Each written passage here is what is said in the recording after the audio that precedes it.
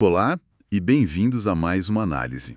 Hoje a gente vai mergulhar no material de estudo teológico que trata de um tema que, dependendo de quem ouve, sabe, pode ser familiar, misterioso ou até controverso. Com certeza. O batismo com o Espírito Santo.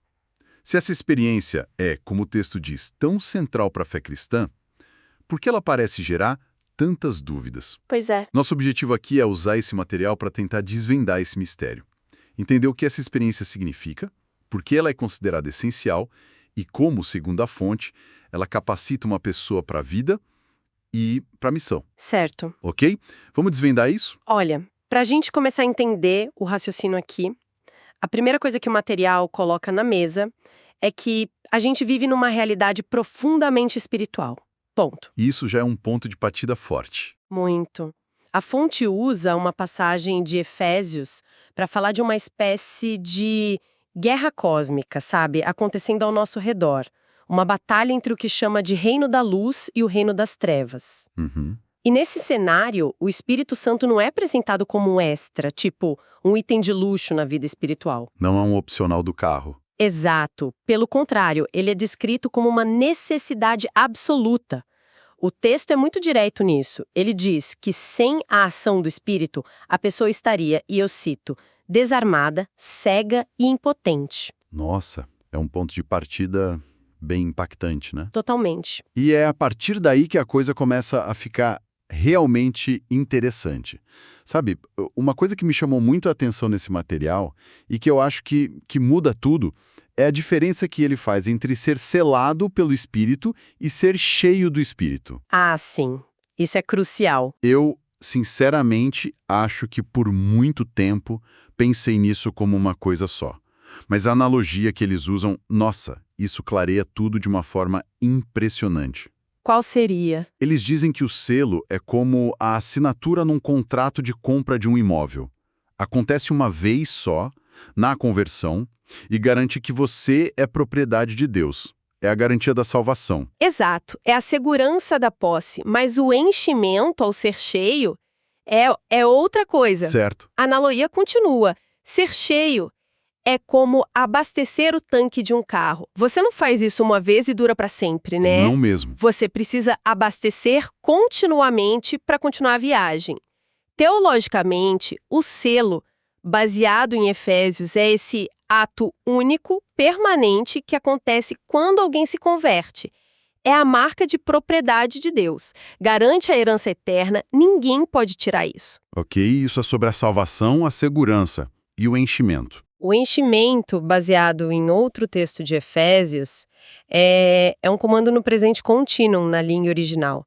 A ideia é estejam continuamente se enchendo. Ah, então não é um evento único, não é um evento, é um estilo de vida. Requer uma busca intencional. E o propósito é outro.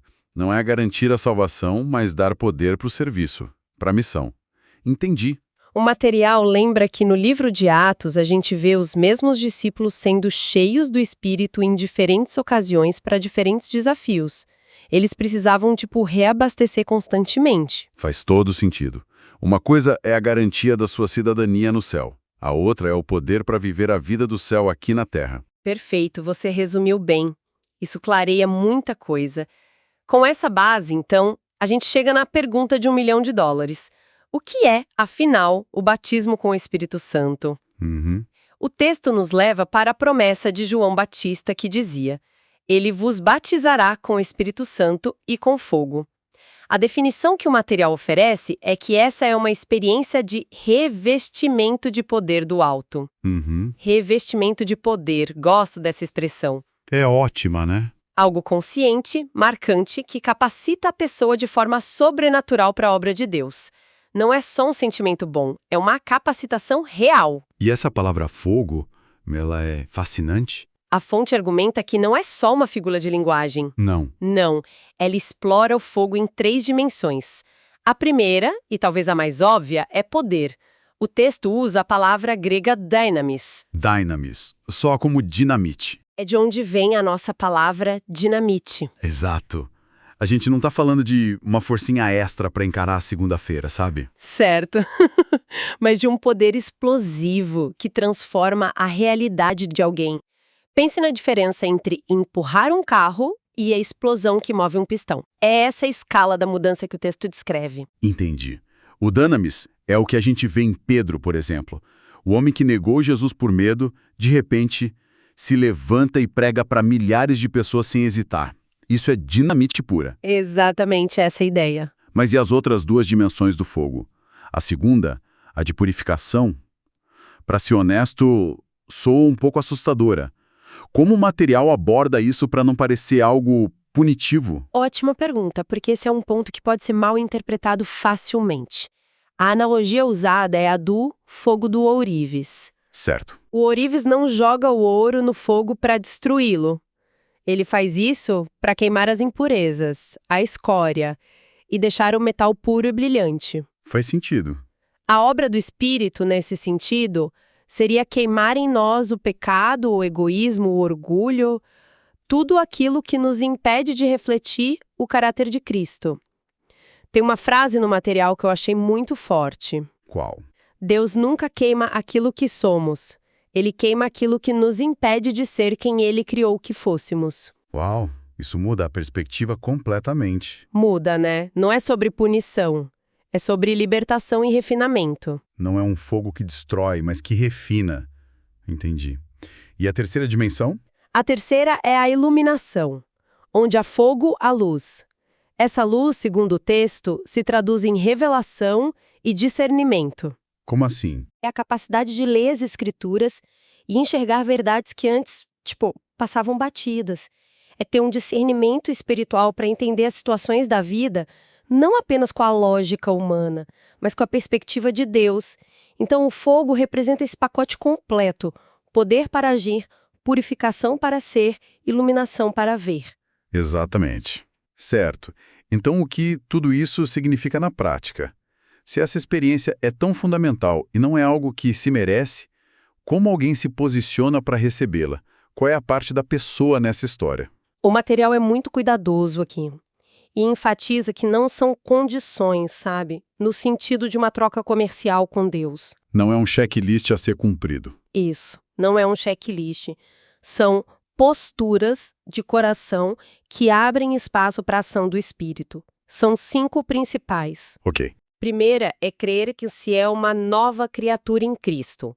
Significa abandonar a identidade antiga, as culpas do passado e abraçar a nova identidade que Cristo oferece. Certo. Deixar o passado para trás. A segunda é tratar o Espírito Santo corretamente.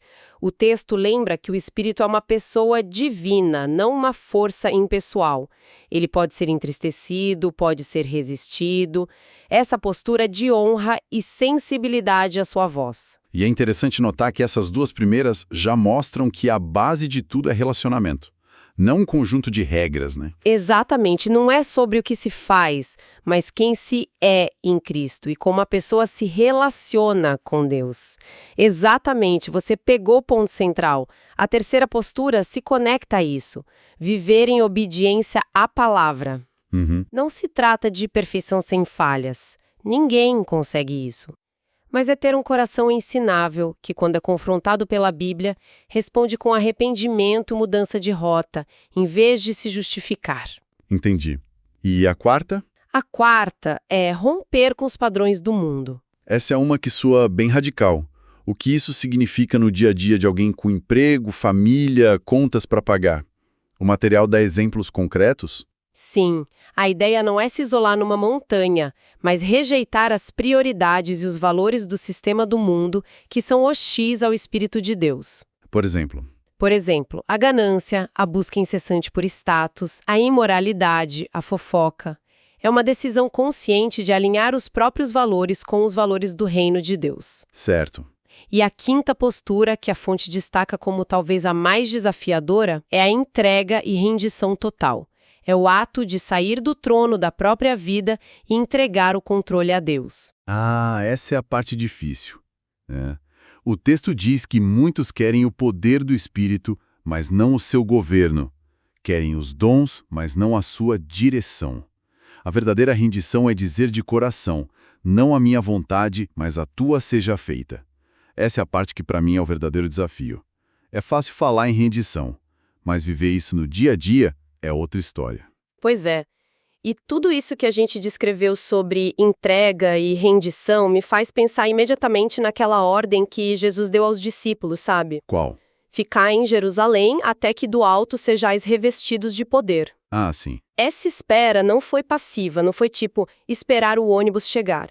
O material descreve essa espera como uma atividade espiritual intensa. Eles estavam juntos, perseverando em oração, buscando a Deus, se esvaziando de si mesmos. Eles estavam se posicionando. Exatamente. O Jerusalém de hoje, segundo essa interpretação, não é um lugar físico, mas essa postura de vida, um lugar de adoração, busca perseverante e rendição total. Entendi. Jerusalém é mais um estado de espírito, uma postura, do que um lugar geográfico. É um lugar da preparação. Ok, mas e depois? Como alguém sabe que essa experiência aconteceu? É um raio que cai do céu ou são mudanças mais sutis? O material aponta para algo paradoxal. Diz que a própria busca intensa, essa sede por mais de Deus, já é um sinal da obra do Espírito. Isso é interessante. É, porque, segundo a teologia apresentada, ninguém busca a Deus por iniciativa própria. Mas, além disso, o foco está nas transformações duradouras. A primeira é uma mudança radical de prioridades, uma fome pela palavra de Deus que não existia antes. E imagino o contrário também. Exato. Em contrapartida, um desinteresse crescente pelas coisas do mundo que antes fascinavam. Uma reordenação dos afetos, por assim dizer. Isso. Outra evidência marcante, talvez a mais visível no livro de Atos, é uma intrepidez, uma ousadia sobrenatural para testemunhar sobre Jesus. O medo some. O medo da opinião dos outros é substituído por uma coragem santa. O texto argumenta que há uma contradição se alguém diz estar cheio do Espírito, mas vive em silêncio sobre sua fé. Porque o fogo, por sua própria natureza, se espalha. Faz sentido. E, claro, menciona uma vida de oração transformada que deixa de ser uma obrigação para se tornar um diálogo constante e necessário. E aí o material entra num ponto que gera muita discussão, que são os dons. Especificamente o falar em outras línguas, a glossolalia. Como ele posiciona isso? Ele aborda isso como uma das evidências, descrevendo como um sinal que aparece de forma recorrente nos relatos do batismo no livro de Atos. A descrição é de que seria uma língua espiritual, dada pelo Espírito, para oração e edificação pessoal. Um canal direto de comunicação com Deus que passa por cima do nosso intelecto limitado. Certo. Mas o ponto mais importante que o material faz sobre os dons vem logo em seguida. Essa parte para mim foi uma das mais libertadoras do estudo. A ideia de que dons espirituais são ferramentas, não premiações. Exatamente. É uma crítica direta e muito forte à mentalidade de tratar os dons como se fossem troféus, sabe? Medalhas de honra ou sinais de superioridade espiritual. Como se a pessoa fosse melhor por ter um certo dom. Isso. O texto é enfático. Os dons não são conquistados por mérito nem indicam que alguém é mais santo que o outro. E lembra do caso da igreja de Corinto, que era cheia de dons espirituais, mas ao mesmo tempo foi duramente repreendida por Paulo por ser carnal, dividida e imatura. A analogia do hospital que eles usam é genial. O cirurgião tem um bisturi, o cardiologista um estetoscópio, o radiologista uma máquina de ressonância. Os instrumentos não tornam um profissional superior ao outro, eles apenas os capacitam para suas funções específicas. Seria ridículo o cirurgião se orgulhar do bisturi como se isso o tornasse uma pessoa melhor que o enfermeiro que prepara o paciente. Precisamente. E essa ilustração reforça o propósito dos dons. Eles são capacitações sobrenaturais para o serviço, dados pela graça, não por merecimento. Não são para status pessoal. De forma alguma. Eles existem para suprir as nossas fraquezas e limitações humanas, para que a missão de Deus possa ser cumprida. Se a gente pudesse fazer tudo com nosso carisma, nossa inteligência e nossos talentos naturais, não precisaríamos de dons sobrenaturais. Entendi. Os dons são a suficiência de Deus operando na nossa insuficiência, nos equipando para fazer o que seria impossível para nós. Então, só para a gente amarrar tudo que a gente conversou até aqui. Certo? Partimos da premissa do material de que vivemos numa realidade espiritual e que o Espírito Santo é uma necessidade, não um luxo. Isso. Desvendamos a diferença crucial entre ser selado para a salvação, que é um ato único e permanente, Segurança total. e ser cheio para o poder, que é um processo contínuo de busca. E definimos o batismo com o Espírito Santo como esse revestimento de poder, simbolizado pelo fogo, que traz poder para a missão. Purificação para o caráter. E iluminação para o entendimento. E, para concluir, o material amarra todos esses pontos de volta ao propósito final, a missão. Tudo volta para a missão. Tudo. O batismo com o Espírito e os dons espirituais não são um fim em si mesmos, não são experiências para consumo próprio, para nos sentirmos bem.